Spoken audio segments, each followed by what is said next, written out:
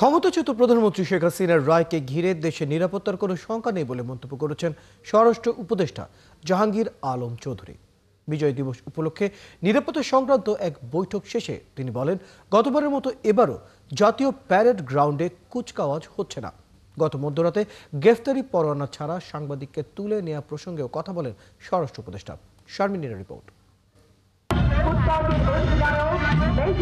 অন্তর্বর্তী সরকার দায়িত্ব নেওয়ার পর দ্বিতীয়বার দেশের ৫৫তম বিজয় দিবস উদযাপন করতে যাচ্ছে সরকার। প্রতি বছর এই দিবসটিকে ঘিরে সরকারের তরফ থেকে নেওয়া হয় নানা কর্মসূচি। অন্তর্বর্তী সরকারের প্রথম মেয়াদে বিজয় দিবসে জাতীয় প্যারেড গ্রাউন্ডে কুচকাওয়াজ অনুষ্ঠান ছিল না, এবারও থাকছে না। আন্তঃমন্ত্রণালয় সভা শেষে স্বরাষ্ট্র উপদেষ্টা জানান একথা।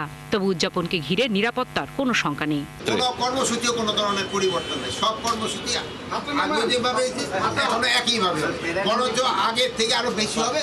শুধু গতবারও আমাদের প্যারেড হয় না, এবারও আমাদের প্যারেড হবে। জুলাই গণ অভ্যুত্থানে ক্ষমতাচ্যুত হয়ে ভারতে অবস্থান নেওয়া সাবেক প্রধানমন্ত্রী শেখ হাসিনার মৃত্যুদণ্ডের রায়কে ঘিরে দেশে কোনো অস্থিরতা নেই বলে জানান স্বরাষ্ট্র উপদেষ্টা। কোনো রকমের অস্থিরতা সৃষ্টি হয় নাই এবং বিজয় দিবসেও কোনো রকমের অস্থিরতার কোনো সম্ভাবনা নাই। গ্রেফতারি পরোয়ানা ছাড়া মঙ্গলবার রাতে এক সাংবাদিককে তুলে নেওয়ার প্রসঙ্গে স্বরাষ্ট্র উপদেষ্টা বলেন, বিষয়টি খতিয়ে দেখা হবে। জিনিসটা আপনার কাছে আমি প্রথম শুনলাম, আমি ইনভেস্টিগেশন করার পর হয়তো আমি জানতাম। শারমিন নীরা, ৭১, ঢাকা।